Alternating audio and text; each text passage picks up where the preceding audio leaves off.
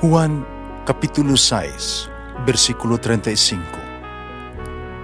Si Jesus miingon kanila, "Ako mao ang pan nga naghatag sa kinabuhi.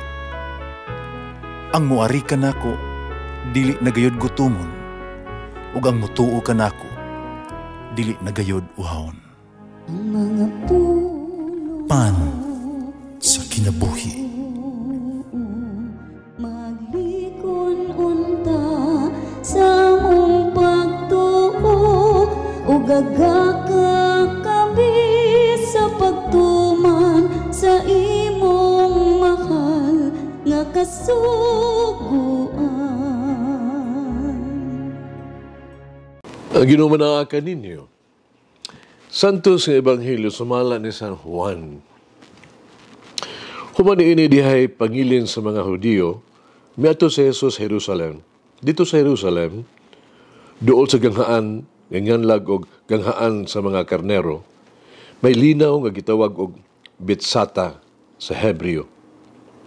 Kining maong linaw, may 5 kapultahan. Gitapangkuhan diin may daghang mga masakiton nga naghigda, mga buta, mga bakol, mga paralitiko. Dito'y tao nga nasakit sulod sa 8 katuig. Nakita siya ni Jesus, naghigda dito nga nasayra ni Jesus nga siya nagmasakiton sa maong gidugayon. Basta gipangutana siya niya ang tao, "Gusto ba kang maayo?" Masakiton mitubag, "Sir, walay makakasakwat ka na ako ngadto sa linaw, kung ang tubig mukutaw na. Ug samtang malimbasog ako sa pag-adto sa linaw, dunay lain nga makauna ka na ako didto." Si Jesus, mingon kaniya, "Tindog, dada ang imong gihigdaan ug lakaw." Diha-diha na ayo siya, gidala niya ang iyang higdaanan ug milakaw. Nitabo kini sa adlaw ipapahulay. Musagiingnan sa mga Hudiyo ang mga tao nga naayo. Ang adlaw ipapahulay karon ug supang sa atong balaod ang pagdala sa imong gihigdaan. Siya mitubag, "Giingnan ako sa tao nga nag-ayo kanako, dada ang imuhang gihigdaan ug lakaw." Sila nangutana kaniya, "Kinsay nagsugo kanimo sa pagdala sa imong gihigdaan ug sa paglakaw?" Apan ang tao nga naayo, wala makaila kung kinsa siya. Kini pahawa man si Jesus sang nitiha may pundok sa mga tao ni atong dapita. Human kini mahitabo, nikibalag ni Jesus ang tao dito sa templo. Umiingon si Jesus kaniya, "Tanawa, naayo ka na. Ayaw na pagpakasala. Haron dili ka na mahiagom sa labing pang mangilad nga hitabo."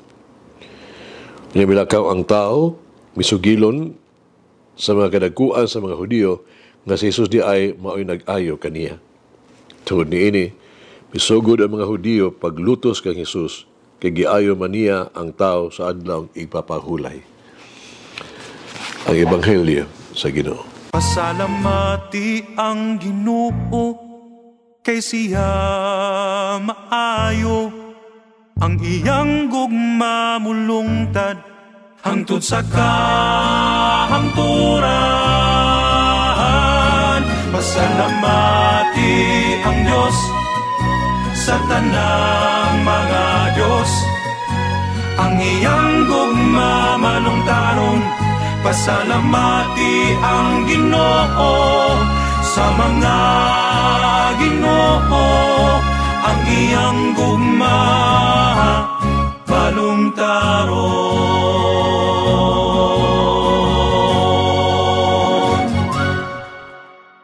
Usa kato ka Domingo sa buntag, nagmisa ako. Mintas ako nagwali, usa ka tigulang nga babae, nakuyapan, nahulog gikan siya ang lingkuranan.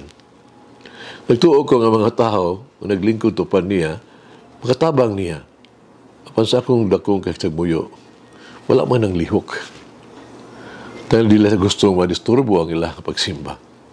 Nagahukom ko nga muhunong sa ako ang pagwali. Tabangan ko ang babae na nagbuyo diha sa sawog. Dinadayon siya sa hospital. Gusto lang madugay na ayaw siya. Bisan pa, nga nabalda ba ang balaan ng Eucharistia, sulos pila ka mga minuto, nagtuo ko, kadaghan nga mga mitambong, klaro nakasabot sa kahulugan ni ini, sa dihang napakita kita og kaluoy o gugma ni atong babae. So basa sa Ebanghelyo karon, ang tao nga nasakit na nag-anto sulod sa 38 ka tuig, siguro gayod kasi Jesus nahibalo na sa pag-antos ni ining masakiton. Mao nga siya gayod giatiman niya ni Jesus. Mao kadang hinungdan nga si Jesus nangutana kaniya kung gusto ba siyang maayo ug human madungog niya ang mahitungod sa iyahang pagbalik-balik kasagmuyo sa pagkaayo tungod kay wala gyud makabutang niya ngadto sa tubod, iya dayon siyang gipatindog ang tawo ni Jesus. Gikuha ang iyang banig, gipalakaw. Gihimo ni Jesus kini sa nga milagruha usa ka adlaw sa adlaw ipapahulay. Ingon nga nakalapas sa balaod sa adlaw ipapahulay. Sa ingon gipadayag ni Jesus ngadto sa tanan. Giklaro gyud ni Jesus nga ang pinakataas nga balaod nga angay natong sundon mo ang balaod sa gugma. Si San Arnold Jansen kaniadto nag-ingon labing importante nga butang sa tanan mao ang pagbuhat sa kabubuton sa Dios. Kung gusto sa Dios nga magkugi kita aron maluwas ang mga kinabuhi sa tuang mga adlaw-adlaw nga walay pagpahulay, nagkinahanglan natong tumanon ang iyang tawag bisan pa sa tuang personal nga panginahanglan ug tinguha sa pagpahulay. Kinahanglan natong masabdan o kanunay bukas tuang ang labing balaan nga gakabubuton.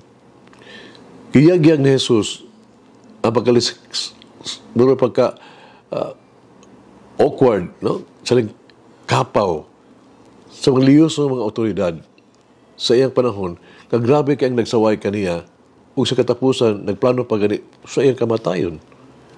Sila mismo naglapas sa balaod sa adlaw ipahulay, apan mas grabe pa ni ana, wala sila mapakitag kaluoy ngadto sa labing ubos sila mga igsuon.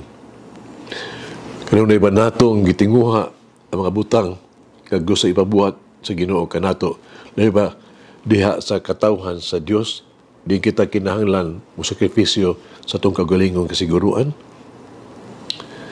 Ginoo, unsa may imong gusto nga akong buhaton karong adlaw? Matuman unta ang imong pagbuot. Pag-ampo kita. Pero Jesus sa panahon sa Kwaresma nangita ako og espirituhan ng pagbago ug mas lawom nga koneksyon kanimo.